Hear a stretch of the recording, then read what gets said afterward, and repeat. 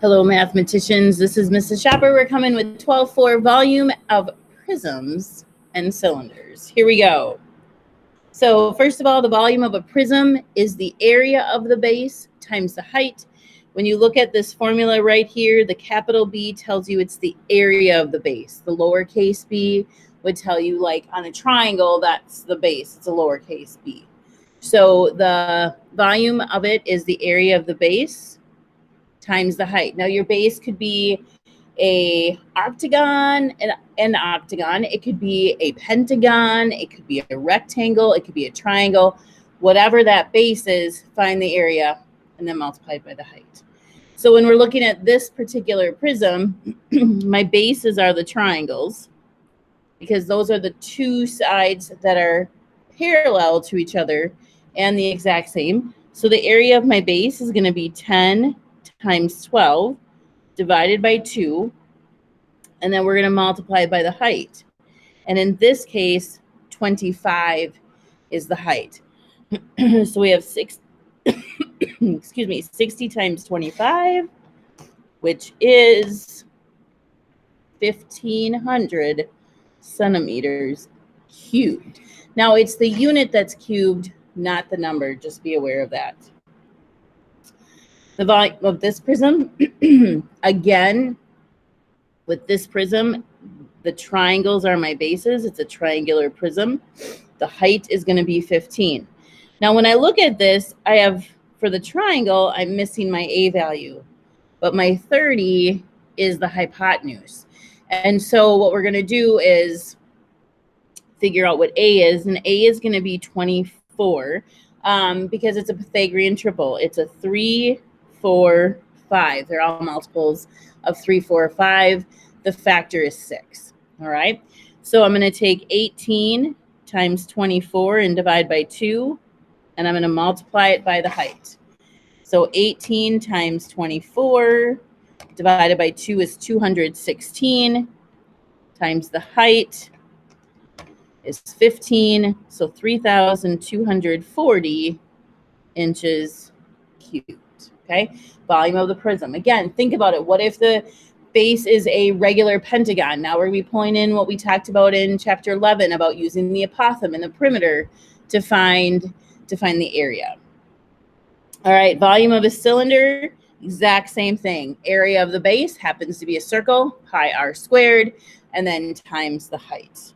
All right, so when I look at this particular cylinder, area of the base is pi times radius squared, and then I'm going to multiply it by the height, which is 1.8. So 1.8 times 1.8 times pi times 1.8 is going to be 18.32 centimeters cubed. All right, centimeters cubed. Finding the volume of this cylinder, again, the area of the base is pi r squared. The height of the cylinder is 5.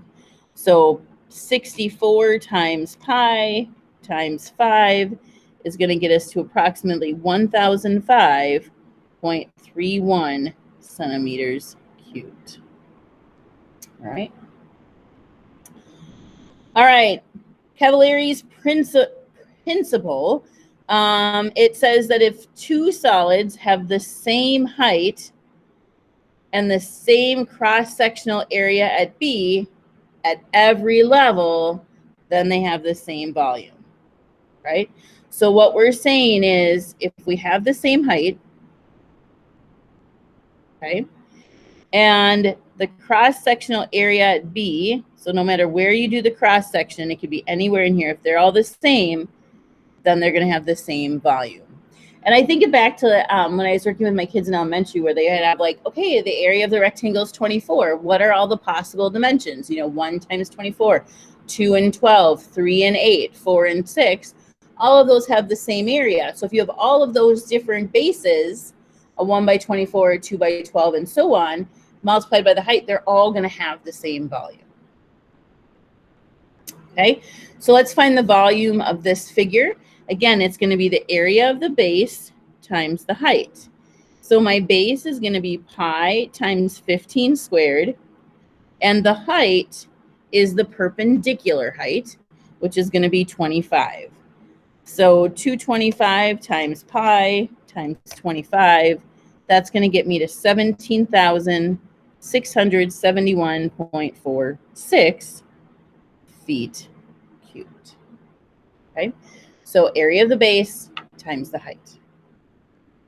Prisms A and B have the same width and height, but different lengths. If the volume of B is 128 cubic inches,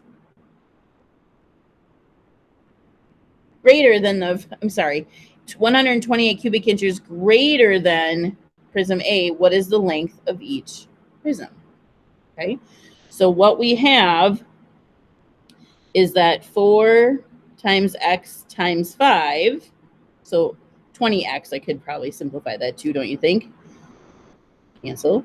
So 20x plus 128 is going to equal 36x. Now, how did I get that?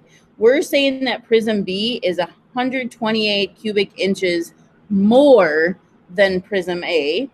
All right, so prism A plus 128 equals prism B. And when I look at this, the volume of each of those is length times width times height. So I'm going to subtract 20x from both sides. So I get that 128 is equal to 16x. We're going to divide by 16. 128 divided by 16 is 8. X equals 8. And with that, you're going to get some time to work on your assignment. We'll talk to you soon. Take care.